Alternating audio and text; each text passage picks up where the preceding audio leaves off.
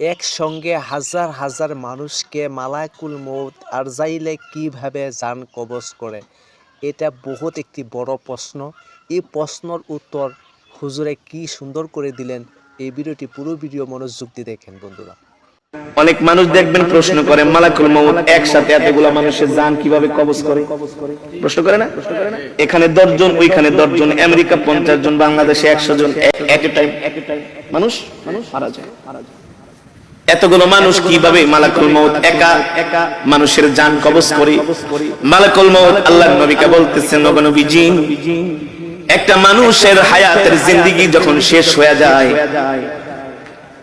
আল্লাহ তাআলার আরশে আজিমে একটা গাছ আছে, ওই গাছের সাথে এক পাতা আছে, প্রত্যেকটা পাতায় পাতায় এক একটা মানুষের হায়াতের জিন্দেগি লেখা থাকে। যখন তার হায়াতের জিন্দেগি শেষ হয়ে যায়, 40 দিন বাকি থাকে, তার হায়াতের জিন্দেগির ওই গাছের পাতাটা হলুদ বর্ণ হয়ে যায় 40 দিন আগে।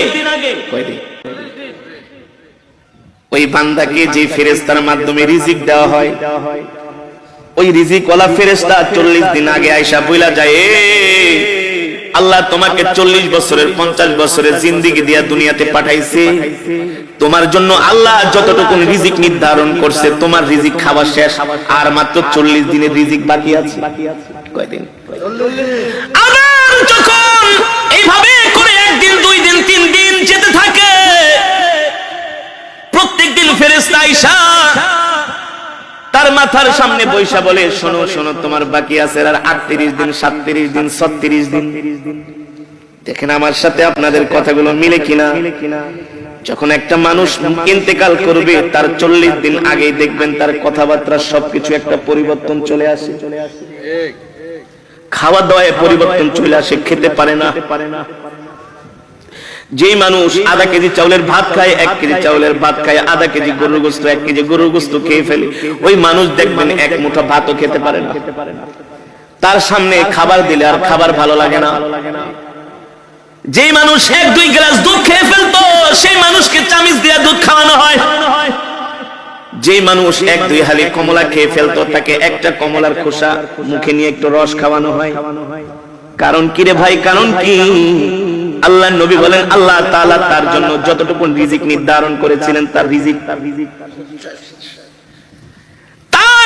শেষ, বাজেটে আর তার রিজিক নাই। আর মালাকুল মউত আয়েশা বলে, শোন, তোর বাকি আছে আর মাত্র 3 দিন। 40 দিনের থেকে কয়দিন? দেখবেন একটা মানুষ মৃত্যুর 3 দিন আগে তার কথাবার্তা আরো চেঞ্জ হয়ে যায়। আত্মীয় স্বজনকে দেখলেই তাকায় থাকে, এক পলকে তাকায় থাকে, দোকানের দিকে যেয়ে তাকায় থাকে, বাড়ির দিকে যায় তাকায় থাকে, সম্পদের দিকে যায় তাকায় থাকে। কারণ আস্তে আস্তে পৃথিবী তাকে ছেড়ে দিতেছে। আল্লাহ আল্লাহ, মালাকুল মউত আয়েশা বলে, তুই এখনো কি তওবা করছ নাই? তোর মাত্র আর 3 দিন বাকি আছে। এই 3 দিনের বেশি আর দুনিয়াতে থাকতে পারবি না। তুই তোর গুনার জন্য আল্লাহর কাছে ক্ষমা চা। তখনই দেখবেন ওই মৃত ব্যক্তি যে ইন্তেকাল করবে, 3 দিন আগে তার সন্তানদেরকে ডাকে, কথার মধ্যে একটা পরিবর্তন, আবেগী কথাবার্তা বলে, বাবা রে, আমি যদি চলে যাই, তোর মা কি দেখা রাখিস, তোর ছোট বোনটারে দেখা রাখিস, আমি যদি মারা যাই, আমার ছোট ছেলেটারে তোরা কষ্ট দিস না। বলে কি বলে না? আস্তে আস্তে করে একটা পরিবর্তন চলে আসে, তার একেবারে খাওয়া দাওয়া বন্ধ হয়ে যায়। শরীরের নার্ভ গুলো, শরীরের পার্টস গুলো আর আগের মতো কাজ করে না। কারণ সে মৃত্যুর জন্য তৈয়ার হচ্ছে।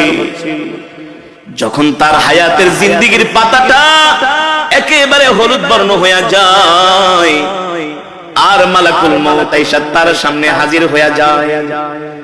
যদি নেককার হয়, স্ত্রীকে বলে, আমাকে কালেমা শরীফের তালকিন দাও।